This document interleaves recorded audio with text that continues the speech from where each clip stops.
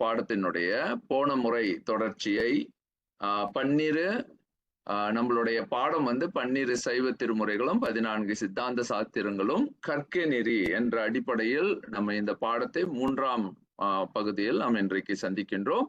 இந்த பகுதியில் போன முறை ஞானசம்பந்தரினுடைய பாடல் அடிப்படையாக குறிப்பாக முதலில் திருமுறையின் ஒரு நுட்பத்தை முதல்ல பார்க்கின்றோம். இந்த பாடல், அதாவது மண்ணில் நல்ல வண்ணம் வாழலாம் வைகளும் எண்ணில் நல்ல கதிக்கு யாதுமோர் குறைவில்லை என்ற அந்த சிந்தனையை எப்படி இறைவனிடம் திருமுறையாக, திருமுறையின் வழி திரு விண்ணப்பமாக முறையிடும் அந்த வழிமுறையை நாம் வந்து பார்க்கின்றோம்.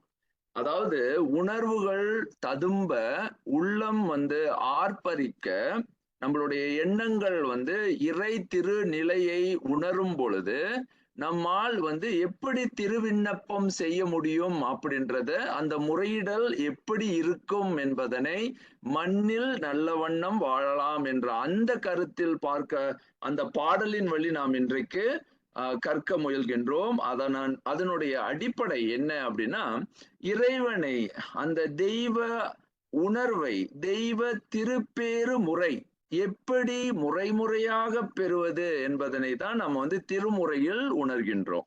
அப்ப திருமுறை என்பது நமது திரு விண்ணப்பமாகவும் ஒரு விதமான இறை உணர்வில் நாம் நம்மை கலக்கும் அந்த திருப்பேறு உணர்வை உணர்வதாகவும் அமைவதை நாம் எப்படி உணர்கின்றோம் என்று பார்க்கும் பொழுது, திருஞான சம்பந்தரினுடைய இந்த பாடல் மிக மிக சிறப்பாக இந்த பாடல் விளக்குவதை நாம் உணர்றோம்.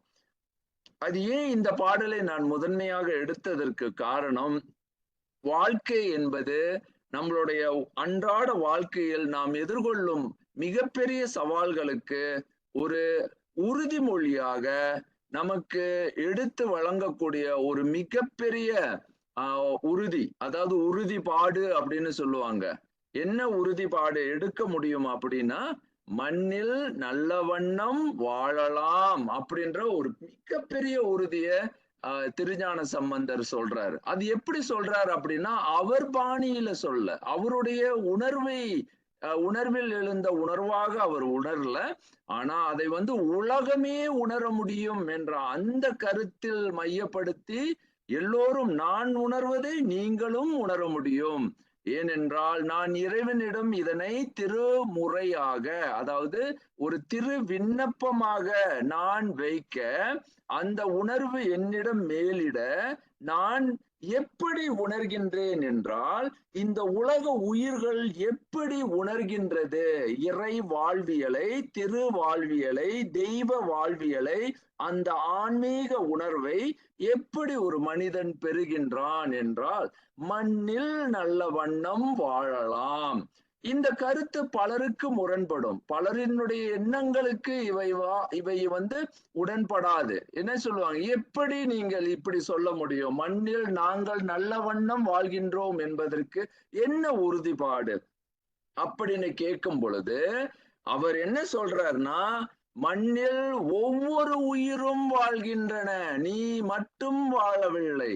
இங்கே பார்க்கும் பொழுது உலகத்தில் எல்லா உயிர்களும் நம்மோடு, நான் மட்டும் வாழவில்லை, மனிதர்கள் மட்டும் வாழவில்லை, பூச்சி, அதாவது புல் பூண்டு மரம் செடி கொடி பல் விருகங்கள், பறவையாய் பாம்பாகி, இப்படி பல நிலைகள்ல ஒவ்வொரு உயிரும் இந்த உலகத்தில் ஜீவிக்கின்றன, அதாவது அதனுடைய வாழ்க்கையை தொடர்ந்து வாழ்கின்றன. அப்படி என்றால் இங்கே எனக்கு நான் வந்து ஆறறிவு அப்படின்ற அந்த மனநிலையில மட்டுமில்லாமல், என்னுடைய உணர்வு நிலையில் நான் பகுத்தறிவு பெற்ற, என்னால் சிந்திக்கக்கூடிய மனிதனாக வாழக்கூடிய உயர்நிலை, அதாவது பிறப்பிலேயே சிறந்த பிறப்பாக இருக்கக்கூடிய மனித பிறப்பை பெற்று நான் வாழ்ந்தாலும், எனக்கு கீழே இருக்கக்கூடிய தாவர சங்கமங்கள், அப்ப பாருங்க, இங்க தாவர சங்கமங்கள் இருக்கின்றன, பல்வேறு தாவரங்கள் இருக்கின்றன, மரங்கள் இருக்கின்றன, ஒவ்வொரு உயிரும் இந்த உலகத்தில் வாழ்கின்றன. ஜீவிக்கின்றன, அதாவது சீவகம் செய்கின்றன. சீவகம் அப்படின்னா உயிரை நீடித்து வாழக்கூடிய ஆற்றலை பெற்றிருக்கின்றன. அப்படி இருக்கும்போது நான் எப்படி சொல்ல முடியும் என்னால் மட்டும் வாழ முடியவில்லை அப்படின்னு? அப்ப இங்க பல்வேறு உயிர்கள் நம்மை சுற்றி பார்க்கும் பொழுது அங்கே குருவிகள் இருக்கின்றது, எத்தனையோ உயிர்கள் நம்மை சுற்றி. ஒவ்வொரு நாளும் உயிர்கள் ஒரு இந்த உலகத்தில் வாழ முடியும் என்று தங்களை உறுதிப்படுத்தி கொண்டு அங்கே பாத்தீங்கன்னா அப்படியே ஒரு உறுதிப்பட அந்த வாழ்க்கையை வாழ்ந்து காட்டி கொண்டிருக்கும் பொழுது நான் இங்கே என்ன சொல்ல போகின்றேன் அப்படின்னு திருஞான சம்பந்தர் பார்க்கிறார். இங்க பாருங்க, நான் மட்டும் வாழல, என்னோடு பல்லுயிர்கள் வாழ்கின்றன. அப்ப பல்லுயிராய் இங்கே பல்லுயிரில் ஓம்புகின்ற அந்த நிறையை பாருங்கள், அங்கே பாருங்கள், ஒவ்வொரு உயிரும் தன்னுடைய உயிர் ஓம்புதலை பாருங்கள் அப்படின்னு சொல்லி மண்ணில் ஒவ்வொரு உயிரும் வாழ்வதால் நாம் நல்ல வண்ணம் வாழ முடியும் அப்படின்ற ஒரு உறுதிப்பாடை எடுக்கின்றார். அப்ப அவர் உண்டு, அதாவது தனித்து தனது மனநிலையை மட்டும் அங்கு வைத்து பார்க்கவில்லை, எல்லா உயிர்களையும் அங்கு கண்டு பல்லுயிரும் ஓம்புகின்ற இந்த உலகத்தில் என்னால் நிச்சயமாக உறுதியாக நன்றாக வாழ முடியும். அது எப்படி வாழ முடியும் அப்படின்ற அடுத்த கேள்வியை கேட்கும் பொழுது அவரே அதற்கு ஒரு அழகான விளக்கமும் சொல்கின்றார். மண்ணில் நல்ல வண்ணம் வாழலாம், ஏனென்றால் மண் என்பது என்னை தழைக்க செய்கின்றது. அப்ப மண் என்பது நம்ம முதல்ல மண்ணை புரிந்து கொள்ளணும். மண்ணுக்கு மண் வாசனை உண்டு அப்படின்னு சொல்லுவாங்க, எல்லோரும் சொல்லுவாங்க மண்ணுக்கு மண் வாசனை உண்டு அப்படின்னு. ஆனா மண்ணை அள்ளி நீங்க அதாவது அதனுடைய வாசனையை நுகரும் பொழுது நமக்கு என்ன தோணும் அப்படின்னா, மண்ணுக்கு வாசனை உண்டா அப்படின்னா இல்லை. மண்ணுக்கு முதலில் நீங்க நன்றாக பாத்தீங்கன்னா ஒரு மண்ணுக்கு வாசனை கிடையாது.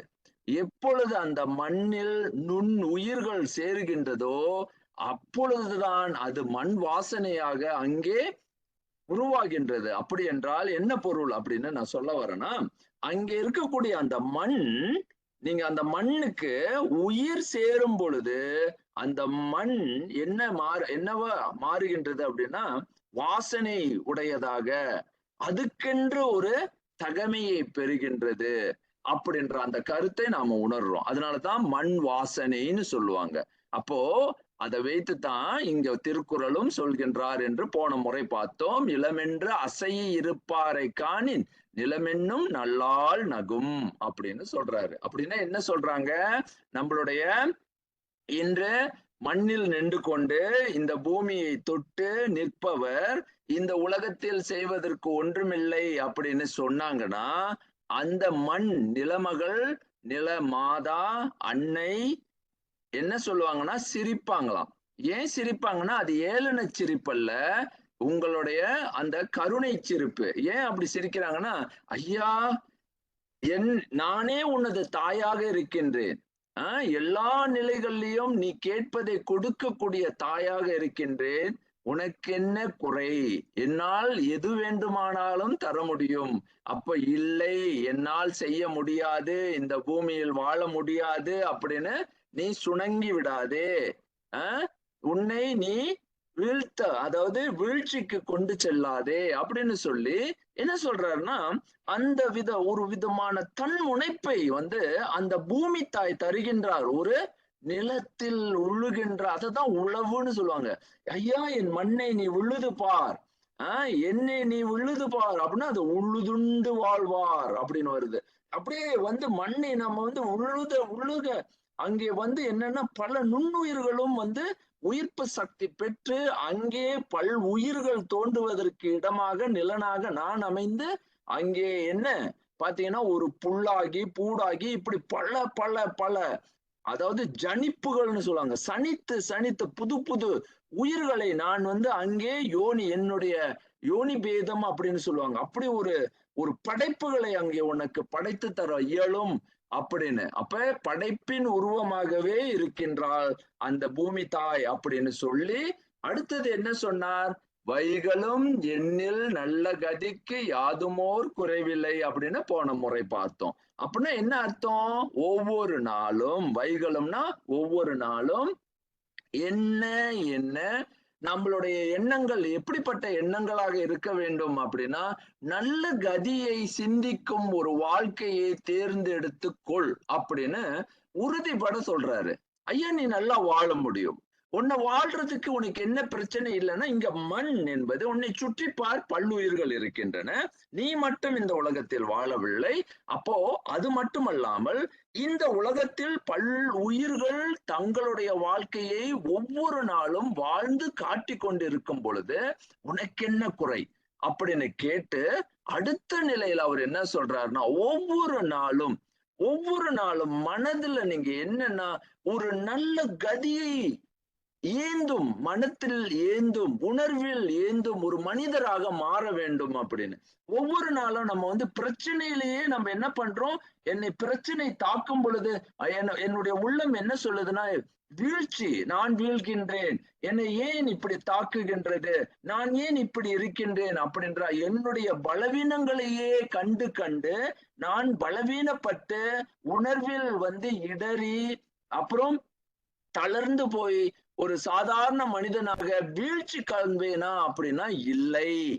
ஏனென்றால் நான் அடையக்கூடிய இந்த பூமியில் பிறக்கக்கூடிய ஒவ்வொரு உயிரும் ஒரு தகுதியோடு தான் பிறக்குது. இந்த பூமியில பிறக்கிறதுக்கே ஒரு தகுதி வேணும். அந்த தகுதியை பெற்றுதான் நான் இந்த பூமியில் வாழ்கின்றேன் அப்படின்ற அந்த உணர்வு நமக்கு இருக்கணும். அப்ப என்னால் நான் நினைக்கின்ற எனக்கு எனது தகுதிக்கு ஏற்ப, எனது முயற்சிக்கு ஏற்ப, என்னுடைய அந்த ஆற்றலுக்கு ஏற்ப என்னுடைய கதியை என்னால் முடிவு செய்ய முடியும். அப்படின்னா என்ன அர்த்தம்னா, அது என்ன சொல்றாங்கன்னா, தகுதிக்கேற்ப உங்களுடைய அந்த முயற்சிகள் இருக்க இருக்க நிச்சயமாக நீங்க நினைக்கக்கூடிய அந்த இலக்கு உங்களுக்கு சாத்தியம், உங்களுக்கு முடியும் அப்படின்னு சொல்றாரு. அப்ப ஒவ்வொரு நாளும் நம்ம செய்யக்கூடிய ஒரே ஒரு உண்மை என்னன்னா, நம்ம எடுத்துக்கொள்ளக்கூடிய அந்த காலையில் எழுந்ததோடைய இறை வழிபாட்டில் நாம் என்ன சொல்லணும், ஒரு உறுதிமொழி மட்டும் எடுத்துக்கொள்ளுங்க. என்னுடைய கதி அப்படின்றது என்னன்னா அல்டிமேட் கோல் அப்படின்னு சொல்லுவாங்க. கோல் வைத்து நகர்த்தல் அப்படின்னா என்னுடைய இலக்கு என்ன, இறைவா, இறை பரம்பொருளே, இந்த பிறப்பு எதற்காக கொடுக்கப்பட்டது, இந்த பிறப்பினுடைய பயனை நான் முழுதாக பெற வேண்டும். இறைவனிடம் வேண்டும் பொழுது எனக்கு கதி அப்படின்னா நான் இந்த பிறப்பு என்னை எதற்காக படைத்த அந்த குறிப்பு, இறைவனின் திருக்குறிப்பே என் குறிப்பாக மாறி இறைவனுடைய திரு எண்ணத்தை நான் முழுமை செய்ய வேண்டும் அப்படின்ற அந்த எண்ணம் உடையவராக நான் என்ன செய்ய வேண்டும், அதுவே எனது கதியாக இருக்க வேண்டும். அதனாலதான் பிறப்பு வேண்ட வேண்டும். அந்த வேண்டுதல் எதுவாக இருக்க வேண்டும், பிறவாமை, பிறவி பெருங்கடல். ஐயா, எனது பிறப்பு என்பது, இந்த பிறப்பு என்பது இன்று நான் அந்த பிறப்பை எப்படி பார்க்கின்றேன் என்றால், இறைவன் எனக்கு இந்த உடம்பை கொடுத்து இந்த உயிர் அந்த உடம்பில் இணைக்க வைத்து அதோடு அந்த உடம்பில் அமரச் செய்து அந்த உயிர் அந்த சீவகம் செய்து, அதாவது அந்த உயிர் நீடித்து என்ன வேண்டுதல் அப்படின்னா, இந்த பிறப்பை அறுக்கக்கூடிய, அதுக்குதான் சொல்லுவாங்க சைவ சித்தாந்தத்துல மலம் அறுக்க வேண்டும். அதாவது என்னுடைய குறையை, நான் படுகின்ற இந்த குறையை நீக்குவதற்கான அந்த திறனை, முயற்சியை, என்னுடைய உழைப்பை, என்னுடைய வினை திட்பத்தை எனக்கு தர வேண்டும் அப்படின்னு நாம வேண்டணும். அப்போ அந்த நல்ல கதி, இதுதான் திரு விண்ணப்பம், இதுதான் திருமுறையிடல் அப்படின்னு சொல்றாரு பாருங்க. நீங்க என்னணும் அதுதான் நம்ம செய்யற தவறு. என்னன்னா, இறைவனிடம் வேண்டக்கூடாதுன்னு நினைக்கல, வேண்ட வேண்டும்னு சொல்லி தர்றாரு பாருங்க. வைகளும் என்னில் நல்ல கதி, உனக்கு நல்ல கதியை நீ நினைத்து யாதுமோர் குறைவு இருக்காது. நிச்சயமாக உனது கதியை நீ நிறுத்த முடியும், நீ நினைத்ததை அடைய முடியும். ஏனென்றால் உன்னுடைய கதியை நீ முடிவு பண்ணுகின்றாய், உனது கதியை நீ முடிவெடுக்கின்றாய். அந்த முடிவுக்கு நிச்சயமாக இறைவன் துணை செய்வார். ஏனென்றால் இது ஏன் இந்த படத்தையும் போட்டிருக்கேன்னு போன முறை உங்களுக்கு சொன்னேன். இறைவன் துடி வைத்து துடித்து அந்த துடியை வந்து அசைக்க அசைக்க எனது உள்ளம், எனது இதயம் துடிக்கின்றது. அப்போ இதயம் துடிக்கின்றதுன்னா எனது வாழ்வு தொடர்கின்றது, எனது உயிர்ப்பு நீடிக்கின்றது அப்படின்ற அந்த உணர்வு என் உள்ளத்துல ஏற்பட்டு கொண்டே இருக்கு. ஏன்னா அந்த இதய துடிப்பு இருக்க வரைக்கும் நம்ம அதனாலதான் அது திருச்சிற்றம்பலம்னு சொல்றோம். சிற்றம்பலம்னா அங்கே இதயம் துடிக்கும் பொழுது இறைவன் அங்கே அதனை அசைத்து கொண்டிருக்கின்றார். நான் அசைக்கல. என்னுடைய என்னுடைய எண்ணங்கள் அதை அசைக்கல, என்னுடைய உணர்வுகள் அதை அசைக்கல. ஆனா தானாகவே அது அசைக்கின்றது. என்னுடைய மூளை அதை அசைக்கவில்லை. எப்படி அசைகின்றது என்றால் அதன் இயக்கம் தானாகவே துடித்து கொண்டிருக்கின்றது. அப்போ அந்த துடிப்பில் எனது கதி சேர வேண்டும், எனது உணர்வு சேர வேண்டும். அப்படி சேரும் பொழுதுதான் அந்த திருச்சிற்றம்பலம், அந்த திருச்சிற்றம்பலத்தில் ஆடக்கூடிய அந்த இதய துடிப்பு துடிக்கும். நன்றாக பார்த்துங்க, இந்த வார்த்தை வந்து துடி என்பதுதான் ஸ்டடி அப்படின்னு ஆங்கிலத்துல மாறியது. இந்த ஸ்டடி அப்படின்னா என்ன அர்த்தம்னா படித்தல், கற்றல் அப்படின்ற அந்த பொருள்ல அது வெளிப்படுது. அப்ப கற்றல் என்பது இந்த ஸ்டடி, இந்த எஸ் எடுத்துருங்க. எல்லா இடத்துலயும் ஆங்கிலத்துல நீங்க எஸ் எடுத்து பாத்தீங்கன்னா அது எல்லாமே தமிழா மாறிடும். ரொம்ப ஆச்சரியமா இருக்கும். இந்த மாதிரி நிறைய சொற்கள் இருக்கு. இன்னைக்கு நாம் சொல்லாய்வுக்கு போகல. அதுல இந்த ஸ்டடி அப்படின்றது தான் எஸ் எடுத்தீங்கன்னா துடி. அப்ப ஒரு துடிப்பு இருக்கணும். படிப்பு என்பது, கற்றல் என்பது, அந்த கற்க முறை என்பது ஒரு துடிப்பு, ஒரு துடி உணர்வு. அப்போ இறைவன் எப்படி துடியை அசைத்து அசைத்து நம் உள்ளத்தினுடைய அந்த அசைவுகளை ஏற்படுத்துகின்றாரோ அதுபோல என்னுடைய எண்ணங்கள், என்னுடைய உணர்வுகள் அசைக்கப்பட வேண்டும். அது வந்து எப்போதும் வந்து அப்படியே அசைக்க அசைக்க அந்த உணர்வு வந்து அசைப்பட்டு அந்த உணர்வில் நல்ல கதிக்கு அந்த அசைவுகள் இருக்க வேண்டும் அப்படின்ற அந்த எண்ணத்தை வந்து நம்ம உள்ளத்துல அப்படியே விதைக்கிறாரு.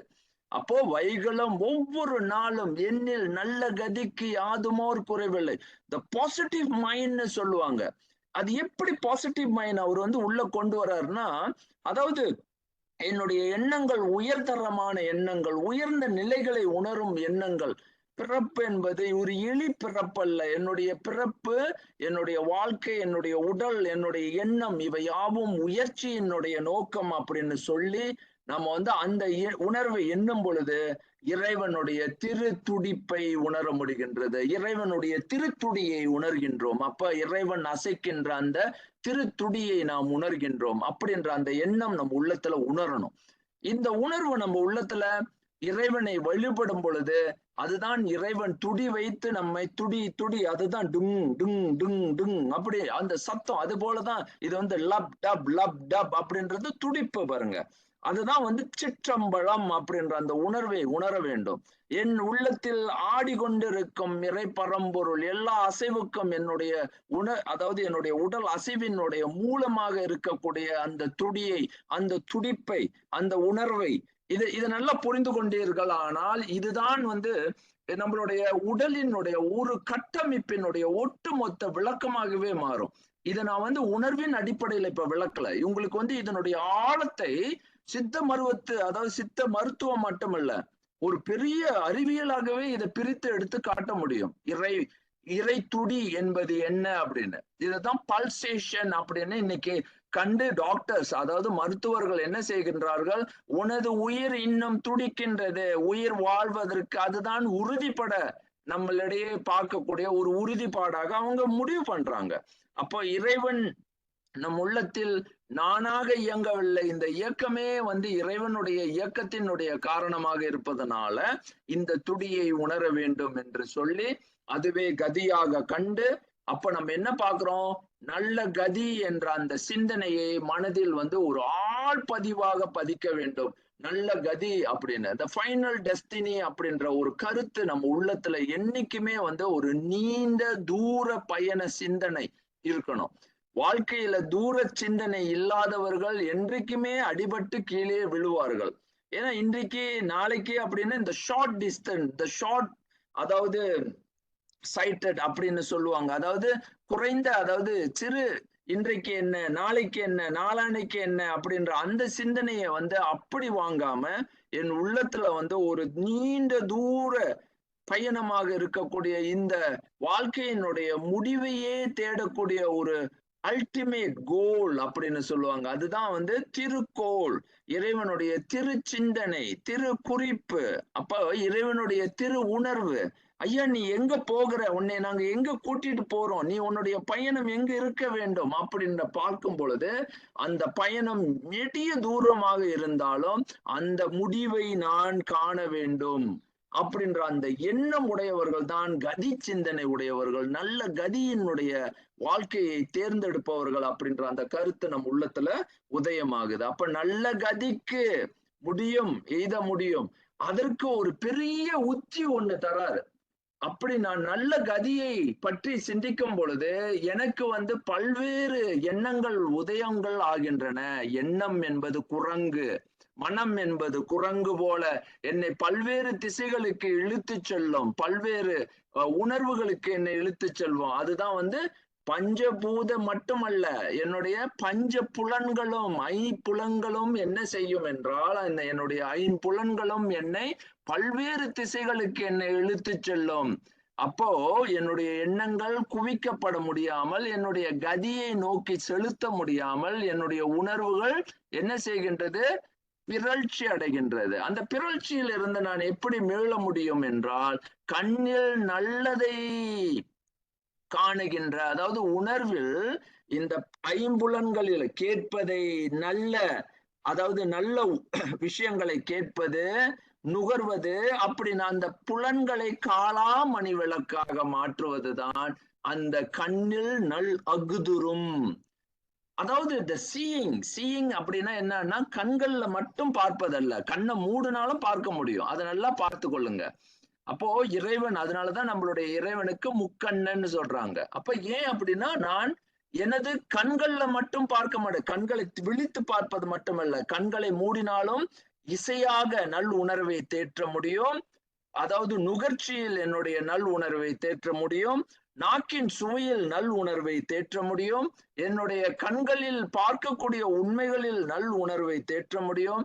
கண்ணில் நல் அகுதுரும், காட்சியில் நான் காணக்கூடிய காட்சிகள் நல்லவற்றை தேர்ந்தெடுக்கக்கூடிய, பகுத்து பிரித்து எடுக்கக்கூடிய உணர்வு எனக்கு வர வேண்டும். ஏன்னா உலகம் என்பது என்னன்னா கலவையானது. உலகம் கலவை. என்ன கலவை அப்படின்னா மயக்கத்தை செய்யக்கூடிய உண்மைகள், அதாவது உண்மையும் இன்மையும், உண்மை இல்லாத பொய்மையும் கலந்த ஒரு வாழ்க்கை இருக்கும் பொழுது, பொய்மைகள் நம்மை வந்து அப்படியே அண்டி, இதுதான்ப்பா உண்மை, இதை நம்பி போ அப்படின்னு நம்பிக்கையிலேயே நம்ம வீழ்த்தி வீழ்த்தி வீழ்த்தி நம்மளுடைய எண்ணங்கள் அப்படியே கீழே தட்டி கொண்டு போயிடும். அதுதான் சொல்லுவாரு, எவ்வது உறைவது உலகம். அப்போ உலகம் எப்படி போகுதோ அது போல நீனும் போயிரும். ஆத்துல வந்து ஒரு இலைய போட்டீங்கன்னா அந்த இலை அப்படியே அடிச்சுக்கிட்டு போகும் பாருங்க அந்த தண்ணியில. அப்படின்னா எப்படி உலகம் உன்னை தள்ளிக்கிட்டு போகுதோ அது போல போயிரு அப்படின்னு சொல்லாம, அந்த தண்ணீரையே எதிர்த்து நிக்கக்கூடிய, அதுதான் நாயன்மார்கள் எல்லாம் செஞ்சாங்க, புனலாடல் அப்படின்னு. அப்படின்னா என்ன அர்த்தம், அங்க புனல்ல வச்ச அந்த அந்த அவர்களுடைய சுவடிகள் எதிர்த்து போனன. அப்படின்னா எதிர்த்து போக முடியும்னா என்னன்னா, போற போக்கிலே, கண் போன போக்கிலே, கால் போன போக்கிலே போகாம உங்களுடைய நல்ல கதியை மட்டும் குறிப்பாக வைத்து அந்த நல்லதை தேர்ந்தெடுத்து நீங்கள் செயல்படும் பொழுது உங்களுக்கே உள்ள ஒரு பெரும் ஆற்றலை அது நமக்கு தருகின்றது. அப்போ நல்லவை நமக்கு சேரும் வழியை அதுவே காட்டும். இந்த 6 ஒரு வழியை மட்டும் காட்டல, இந்த 6 பல வழிகள்ல அங்க பிரிந்து பிரிந்து போகும். ஒண்ணு இடை அப்படியே போயிடும், உங்களை கொண்டு போய் எங்கேயோ கொண்டு போய் சேர்த்துரும். அப்படி இல்லை, இலக்கு நோக்கக்கூடிய அந்த இலக்கிற்கு நம்மை செலுத்தும் அப்படின்றதையும் பார்த்தோம்.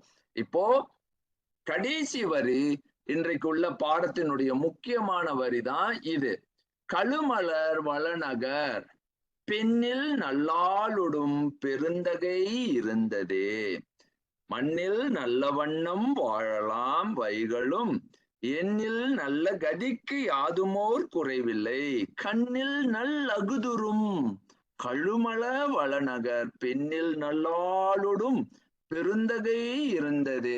எப்படி சொல்லிட்டே வராரு பாருங்க. அவருடைய உணர்வுல எனக்கு என்ன வியப்பு அப்படின்னா, ஐயா நீ பார்த்த உன் கண்கள்ல நல்லதை பார்க்கின்ற அந்த கண்கள் வளர வளர உன்னுடைய எண்ணங்கள்ல நல்ல கதி உறுதிபட நிற்க, உனது சிந்தையும் உனது எண்ணமும் உடலும் செயலும் வந்து ஒரு உறுதிபட ஒரு இலக்கு நோக்கி அடைய வேண்டும், இதுதான் எனது வாழ்க்கை அப்படின்னு அந்த தன்மை மெய்மையை நோக்கி மெய்யுணர நோக்கி இறைவனினுடைய திருவருள் வேண்டி நான் செயல்படும் பொழுது அங்கே உன்னுடைய எண்ணங்கள் முழுமை செய்யப்படும் அப்படின்னு சொல்றாரு. ஒரு உறுதியை கொடுக்கிறாரு.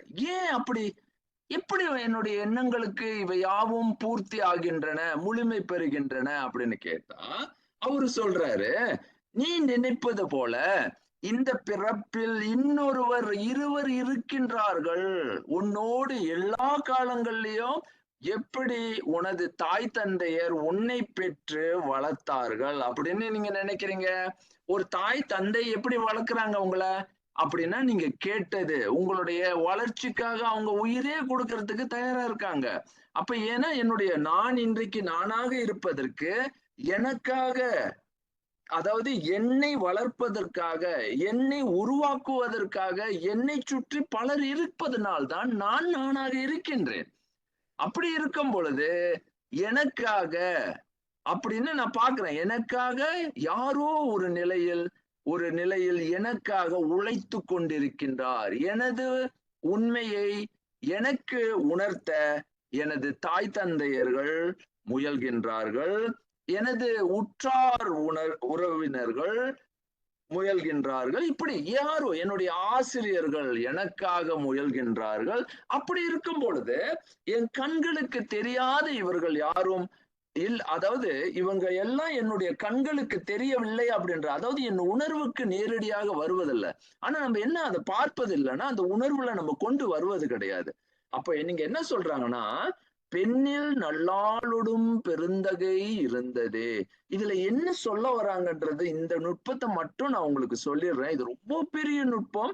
இந்த பாடம் மட்டும் எடுத்தோம் அப்படின்னு சொன்னா ஒரு நீண்ட விளக்கமாக போகும். நான் மிக சுருக்கமாக 10 நிமிடத்துல இதை விளக்க முயற்சி பண்றேன். இது பாருங்க என்ன சொல்றாங்க அப்படின்றத பார்ப்போம். ஏன் இறைவனை எந்த சமய மரபுலையும் நீங்க பாருங்க இப்படிப்பட்ட மரபுகள் இல்ல. தமிழ் மரபு மட்டுமே இப்படி இறைவனை ஆணுமாக பெண்ணுமாக மட்டுமல்லாமல் நம்மோடு என்ன பாக்குறாங்கன்னா, அங்கே தாய் தந்தையராக நமக்கு என்ன வேண்டும், எது தேவை அப்படின்னு கொடுக்க அங்கே அவர்கள் இருக்கின்றார்கள் அப்படின்னு. சரி, இது எப்படி உணர்வது?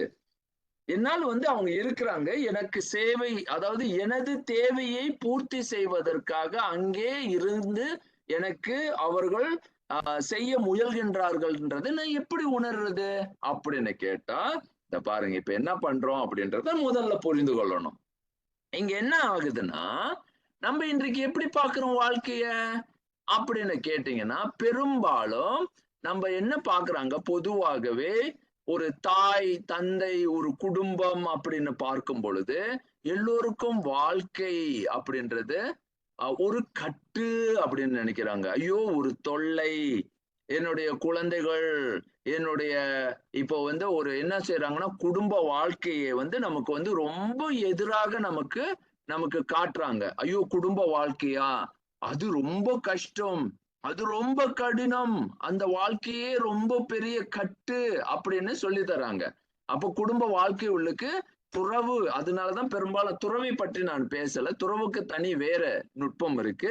இல்லற வாழ்க்கையை ரொம்ப ரொம்ப, அதாவது அதி துச்சமாக இன்றைக்கு பேசப்படுவது இல்லற வாழ்க்கை என்பது கொடுமை அப்படின்னு பேசுறதுக்கான பிறர் அததான் சொல்லி தராங்க.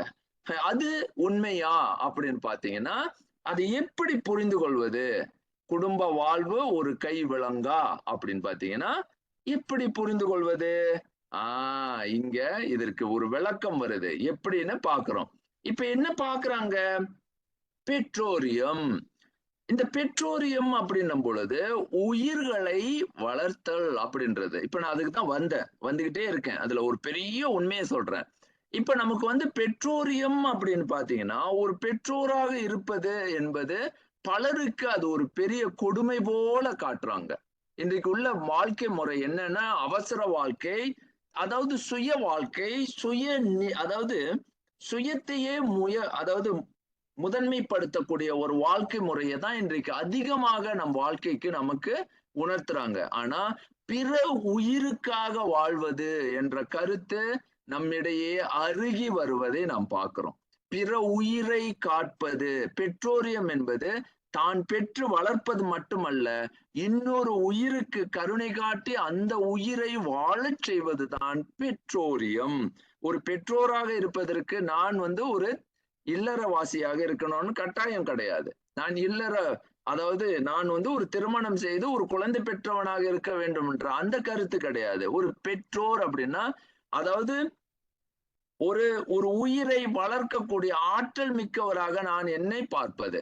அப்ப இந்த கருத்துல பெற்றோரியம் ஒரு தேவையற்ற பொறுப்பா அப்படின்ற அந்த கருத்துல ஒரு பெரிய உண்மையை தான் சொல்லி தர்றாங்க.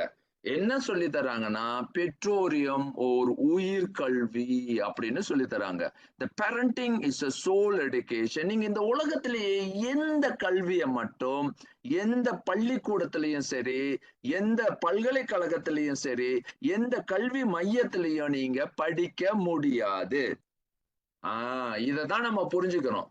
ஏனென்றால் பெற்றோரியம் என்பது என்னன்னா ஒரு மிக நுட்பமான வாழ்வியல் கல்வி. இந்த வாழ்வியல் கல்வியில பெற்றோரியத்திற்கு ஒரு மிகப்பெரிய சிறப்பு உண்டு. ஏன்னா பெற்றோர் ஆகுவது என்பது நீங்க இந்த ஸ்க்ரால் இப்ப போறீங்க, இப்போ ஒரு பல்கலைக்கழகத்துல படித்து பட்டம் வாங்குவது அப்படின்னு. ஆனா இந்த பெற்றோரியத்துல உங்களுக்கு எப்போ அந்த பட்டம் கொடுக்கப்படுகிறது அப்படின்னு பாத்தீங்கன்னா, எப்பொழுது அந்த உயிர்கல்வி பூத அறிவியலுக்கு அகப்படாத கடந்த கல்வி, ஏன்னா அது உயிர்கல்வி. இந்த உயிரை எப்படி பாதுகாப்பு இஸ் பியாண்ட் பிசிக்கல் சயின்ஸ். அதுதான் நம்ம முதல்ல புரிந்து கொள்ளணும். எல்லா கல்வியும் இப்ப பூத கல்வி நீங்க கெமிஸ்ட்ரி அதாவது வேதியியல் படிக்கலாம், உயிரியல் பயாலஜி படிக்கலாம். உங்களுக்கு பாத்தீங்க அப்படின்னா இங்க இருக்கக்கூடிய கணிதமோ இல்ல பொறியியலோ இதெல்லாம் பூத கல்வி. ஆனா உயிர்கல்வி என்பது மிக மிக மாறுபட்ட கல்வி. இந்த கல்வியை கற்பதற்கு நமக்கு ஒரு பெரிய திறன் வேண்டும். அந்த திறன் நமக்கு எப்படி அளிக்கப்படுது அப்படின்றத பாக்குறோம். அதாவது கொடுக்கப்படுது. இந்த கல்வியை எப்படி பெற முடியும்? இந்த கல்வி என்பது பெற்றோர், இந்த கல்வி என்பது ஒரு மனிதருக்கு ஒரு வாழ்க்கையில என்ன கொடுக்குதுன்னா பெற்றோர் என்ற அடையாள குறியில் உலக பல்கலைக்கழக கல்வி குடும்ப வாழ்வியலை முற்று செய்யும் தகுதியை அளிக்கின்றது. பாத்தீங்கன்னா இது உலகத்துல நமக்கு கிடைக்கக்கூடிய ஒரு மிகப்பெரிய அடையாளமாக இருக்கின்றது. ஏனென்றால் பெற்றோர் என்பது ஒரு உயிரை நாம் இந்த பூமியில் வளர்த்து அவன் எதுவாக ஆக வேண்டும், இறைவனுடைய அந்த நம்ம பார்த்தோம்ல மண்ணில் நல்ல வண்ணம் வாழலாம், அவனை வாழ செய்ய வைக்க முடியுமா? செய்ய வைக்கணும். அவனுக்கு ஒரு நல்ல கதியை காட்ட முடியுமா? காட்டு, முயற்சி பண்ணுங்க அப்படின்னு இந்த பெற்றோர்கள் கிட்ட தான் அந்த பொறுப்பு கொடுக்கப்படுது பாருங்க. அப்ப பெற்றோர் என்ற அடையாளம் மிக மிக மாறுபட்ட கல்வியை கொண்டிருக்கின்றது. ஆகவே பெற்றோரியம் ஒரு உயிர்கல்வி, அது மிக மிக நுட்பமான ஒரு கல்வி முறை. இந்த கல்வி முறையில இறைவனை நாம் எப்படி பார்க்க வேண்டும் என்பதற்காக குழந்தைகள் நமது சிறந்த ஆசிரியர்களாக மாறுகின்றது. இப்போ அப்படிப்பட்ட ஒரு உயிரை நீங்கள் வளர்க்கும் பொழுது இல்ல ஒரு உயிரினுடைய கதியை நீங்க நிறுத்துவதற்கு உங்களுக்கு இறைவன் தருகின்ற ஒரு பொறுப்பு, ஒரு கடமை, அததான் செய்யறாரு. அப்ப இறைவன் என்ன செய்யறாருன்னா குழந்தைகள் ஆன்ம கல்வியை கற்பிக்கும் பேராசிரியர்கள். இப்ப நம்ம என்ன நினைக்கிறோம், நான் தான் பெற்று வளர்க்கின்றோம், நாங்கள் தான் குழந்தைகளை வளர்க்கின்றோம் அப்படின்னு பெற்றோர்கள் நினைக்க, குழந்தைகள் என்ன சொல்றாங்கன்னா குழந்தைகளோட பார்வையில இருந்து, இல்லை அம்மா இல்லை அப்பா, நாங்கள் தான் உங்களுக்கு வாழ்வியல் கல்வியை சொல்லி தரோம். ஏன் அப்படின்னா நீங்க உங்க வாழ்க்கையில தட்டு தடுமாறி வரும் பொழுது எங்களை வளர்க்கும் பொழுதுதான் நீங்க என்ன கற்றுக்கொள்றீங்கன்னா ஒரு உயிர் எப்படி அந்த உயிரை வளர்க்க வேண்டும். உயிர் என்பது என்ன, அதனுடைய தேவை என்பது என்ன, அந்த தேவையை எப்படி நான் அந்த உயிருக்கு அளிக்க முடியும், அதாவது கொடுக்க முடியும், அந்த உயிரை எப்படி நான் வளர்க்க முடியும், அந்த உயிருக்கு எப்படி நான் நல்ல கதியை காட்ட முடியும் அப்படின்ற இறையினுடைய ஒரு பரீட்சை, ஒரு சோதனை தான் உங்களுக்கு. ஏன்னா இறைவன் உங்களுக்கு ஒரு சோதனை கொடுக்கிறாரு.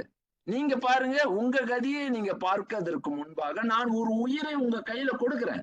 நீங்க அந்த உயிரை என்ன செய்ய முடியும் அப்படின்னு பாருங்க அப்படின்னு கொடுத்து ஒரு பாருங்க. அப்போ நம்ம யாரு இதுக்கு அந்த பாத்தீங்கன்னா பரீட்சை, அந்த சோதனை யாருனால வருது? அந்த குழந்தைகள் தான். அப்ப அந்த குழந்தைகளை நீங்க சரியா வளர்த்தீங்க அப்படின்னா அந்த குழந்தைகள் நீங்க நினைப்பது மட்டுமல்ல, உங்களுடைய எண்ணங்களுக்கு மட்டுமல்ல, அவருடைய கதிக்கே நீங்க வழிகாட்டியாக மாறி விடுறீங்க. அப்போ அந்த ஆன்ம கல்வியை கற்பிக்கும் அவர்கள் கற்றுக் கொடுக்க நீங்க கற்றுக்கொள்கின்றீர்கள். இது எப்படி அப்படின்ற ஒரு கேள்விதான் உங்களுக்கு வரும். நான் கற்றுக்கொள்றேனா? இல்லையே, நான் குழந்தைகளுக்குள்ள கற்றுக் கொடுக்கிறேன் அப்படின்னு நீங்க நினைக்கலாம். அது இல்ல. ஏனென்றால் இதோ பாருங்க, இது எப்படி மாறுதுன்னா, அவங்க எப்படின்னா, அப்பா அறம் என்பது என்ன அப்படின்னு ஒரு குழந்தை கேட்க, எப்படி அந்த அறத்தை எனக்கு நீங்கள் செயல்படுத்துகிறீர்கள் அப்படின்னு ஒரு குழந்தை உங்ககிட்ட கேட்காம கேக்குது. அப்படின்னா என்னன்னா, நான் எப்படி ஒரு அறத்தை கற்றுக்கொள்கின்றேன், அறம் என்பது என்ன, எது சரி எது தப்பு அப்படின்னு நான் நினைத்ததெல்லாம் இதுதான் சரி இதுதான் தப்புன்னு. ஆனா குழந்தைய வளர்க்கும் போதுதான் எனக்கு என்னன்னா சிக்கல்கள் வருது. எது அறம், எது சரி, எது தப்பு அப்படின்னு நான் அவனுக்கு எடுத்து சொல்லும் பொழுது அந்த குழந்தை தடுமாறுது. ஏன் தடுமாறணும்? ஏன்னா எனக்கு புரியாத உண்மையை நான் அவனுக்கு கொண்டு போகிறேன், அந்த குழந்தைகளுக்கு கொண்டு போறோம். அப்போ அதனால நம்ம என்ன பண்றோம்? சில பேர் என்னன்னா அந்த கோபத்தை அடக்க முடியாமல் அந்த குழந்தைகளை தனது என்னவா மாத்திடுறாங்க. இங்க பாருங்க, அப்பனா நமது கனவு, இங்க குழந்தைகள் நமது சிறந்த ஆசிரியர்கள்னு எப்படி சொல்றேன்? உங்களுடைய பக்குவம் இல்லாத அந்த பக்குவம் இன்மையை அந்த குழந்தைகளை நாம என்னவாக்குறோம்? ஒரு கருவியாக மாத்தி, சோதனை கருவியாக மாத்தி, அவர்களிடமிருந்து நாம என்னன்னா நம்மளுடைய குறைகளையும், நாம தெரியாத நம்மளுடைய அந்த அசிங்கமான அந்த உணர்வுகளை நாம என்ன பண்றோம்னா அந்த குழந்தைகள் மேல செலுத்துறோம். அப்ப நமது பண்பாடற்ற நடத்தைகளுக்கு அவர்கள் தான் பலியாகின்றார்கள். இப்ப புரியுதா? குழந்தைகள் ஏன் உங்களுக்கு ஆசிரியர்களாக மாறுகின்றார்கள்னா, நீங்க பண்பட்டவர்களாக மாறாத காரணத்தை அவர்கள் வழிதான் நீங்க கண்டுகொள்றீங்க. உங்களுக்கு தெரியாது நீங்க பண்பாடு அற்றவர்கள், நல்ல நடத்தையை கற்றுக்கொள்ளவில்லை, நல்ல பண்பினை கற்றுக்கொள்ளவில்லை அப்படின்னா அதுக்கு யாரு பலியாகின்றார்கள்? அந்த குழந்தைகள்.